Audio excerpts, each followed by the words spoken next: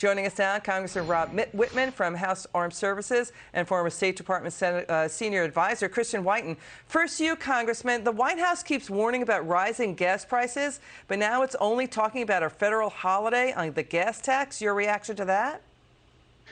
Well, listen, that federal holiday on gas tax will have little effect on gas prices.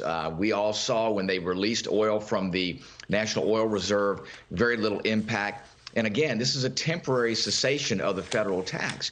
It doesn't get, Liz, to the fundamental issues here, and that is supply. This administration canceled the XL pipeline. The first thing they did when they came in, stopped domestic energy production. Those are the things that can have the biggest impact on prices, not a temporary holiday on the federal fuels tax. Yeah, you know, to the congressman's point, Christian, you've talked about this too. The Keystone Pipeline carries about 35 million gallons of oil a day.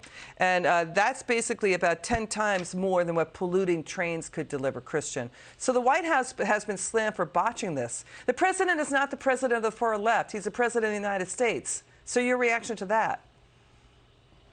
Yeah, well, the president's also been great at insulting allies like Saudi Arabia, or at least partners like them in the Gulf. And so now they've gone hat in hand begging Saudi Arabia, begging other oil producers to increase production. Guess what? The answer is no. They're going to stick with their current plans to increase production by 400,000 barrels per day each month.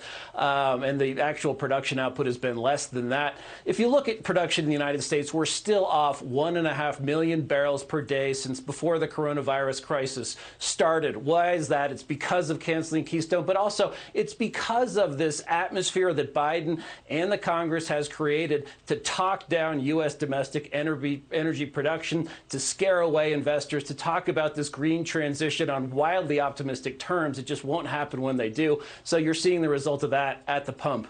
Yeah, we hear you. I mean, gas prices are close to $4 a gallon. Let's listen to this is the first time it's hitting there in nearly about 14 years. Let's watch the White House press secretary say gas is going up.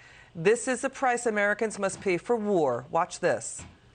Well, I think what the president was touching on was the fact that if Russia decides to invade, there could be consequences here at home, and that could have an impact on energy prices, which could have an impact on prices at the gas pump. In his view, defending democracy and liberty is never without cost, but we need to convey to the American people exactly what that could look like. This administration rationing the production of U.S. energy contributes to that high price. If we want to undermine the Russian economy, undermine their war machine, undermine their kleptocratic leaders, let's start producing U.S. energy. That will help us. It will hurt them. It's a better way to go. Congressman and Christian, that was Senator Bill Cassidy. Your response, Congressman, to the White House press secretary saying defending democracy is never without cost. So that's why we should pay for high gas prices? Well, listen, the situation that we find ourselves in with Russia is completely the doing of this administration. There were things that should have been done early on.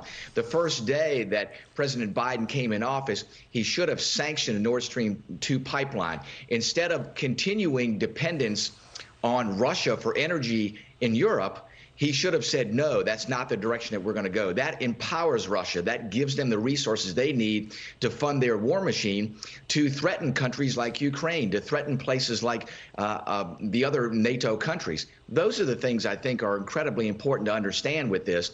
And to somehow say that this is the cost of democracy, no, this is the outcome of failed policies of this administration. That's why we find ourselves in this particular situation. This was completely avoidable.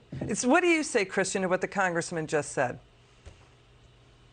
Yeah, I think that's right. You know, for Psaki to conflate what's going on with Ukraine, too, I mean, there are much broader factors here, including the reduction of U.S. production, frankly, the impact on the dollar that we've had already and that will occur from just the unbelievable spending and dilution of the dollar from Fed policy, that and the sort of our actions against Saudi Arabia, against the UAE, against others in the Gulf, that's going to have a much bigger impact than what's going on with Ukraine, which is the wrong wrong war, the wrong place, the wrong adversary, the wrong time. You know, Biden has never bothered explaining to the American people what interests we have in Ukraine, which I think are very few in number. So they're going to be a little surprised if he's telling them they're paying $4 a gallon because of that. Yeah, Christian makes an important point, Congressman. By the way, is Russia playing the world? Are they really going to go to war?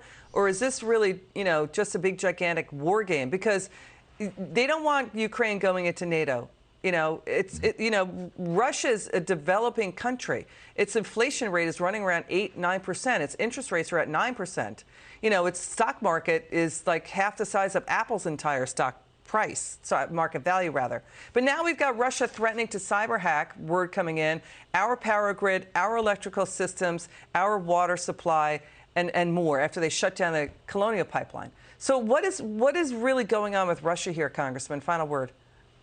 Well, listen, I think there are a couple of things going on. One, Russia would love nothing more than to have a destabilized and weakened Ukraine, especially as President Zelensky is going out the door, to have their thumb over Ukraine, to have essentially Ukraine as a satellite of Russia.